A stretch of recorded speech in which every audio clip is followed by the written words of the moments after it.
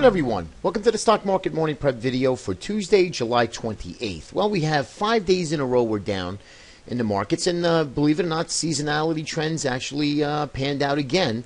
We talked about late June to like July 17th, we're going to have some seasonal strength, and then we come into the last 2 weeks of July where we get some weakness. And that's exactly what's been happening. So seasonal trends are actually taking shape real nicely. It's always good to look at that Trader's Almanac. I do that quite often, guys, just an FYI. All right, so where do we go? Do we look for a bounce? Are we getting a bounce today? Maybe turnaround Tuesday? Well, not so sure. However, we are getting close to some indicators that tell us when we get a tradable low. In front of you is the New York Stock Exchange 52-week lows index. When we get a big spike up, we usually get that tradable bottom, and we're not there yet. We're about 497. We need to, I'd like to get a little bit above this line, right above that 500 plus. So maybe this morning, if we can, we're up now in the future, so it might not happen, but who knows? Maybe if we open up, we get some selling coming into the market, and then we get that one more push lower, we could see some sort of reversal and at least alleviate some of that downside pressure. I am looking for, at least at one point today, some sort of a reversal. Again, being down 5 days, pretty big. I do suspect us getting at least a tradable bottom, maybe for a day or so. We are coming into the end of July, and as you all know, if you've been watching the videos, I am looking for a slow grind higher into August to either make or challenge the highs, and then look for that some sort of a pullback / correction September, October, which I kind of think that it's going to happen. All right, so that's what I'm looking at. But there you go, New York Stock Exchange new lows.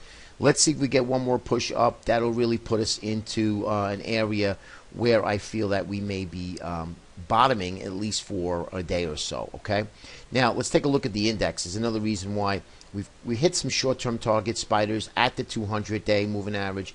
Usually you would get a little bit of a bounce. You could see that happening here.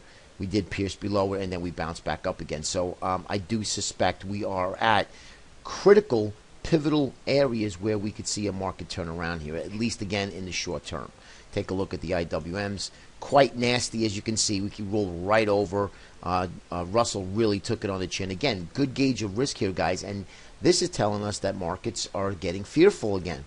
When you see the Russell start to break down, again, our secondary leader to the transports, this is not a good sign. All right, but however, yes, we did break and close, but sometimes we actually break, close, run the stops, and again, we're at 2 standard deviations away. You could see that Bollinger Band here, so quite extended in the short term. I wouldn't doubt that we get a move back up above that 200-day moving average today, maybe even rally a little bit, take back half of this engulfing red candle, okay? Next is going to be the transports. This is our leader, and as you can see here, guys, ugly, ugly chart. Lower lows and lower highs continues. Bearish symmetry continues. We are now holding at this area here. We could even put a quick horizontal line, and not a good sign. If we break that, obviously, we're going to get to this point here, like I've been showing you for months. So our main leader breaking down, our secondary leader, Russell 2000, breaking down. So not a good sign of what's to come. However, again, nothing goes straight down. We should get some retracement rallies here. So I'm looking for market to stabilize early on, maybe sell the early rally, and then look to buy that that low. Okay, diamonds again broke well below that 200-day moving average, but again overextended. Look at the Bollinger Band here. So a good spot to maybe fill that gap in the diamonds. Okay, and lastly, as you can see, is the Qs here. Technology has been holding up rather well. It's way above the 200-day moving average and just above that 50. So I would suspect technology to kind of hold in here. It could also play catch-up, so be careful out there, okay? A couple things I want to make note of. Crude oil. I was mentioning to you about 47.11. We violated that area. Stole down to 46.70, I believe it was, earlier this morning. And also gold. Take a look at gold here. It's all going to be based on what the dollar does, guys. I mean, no, you could talk to any analyst.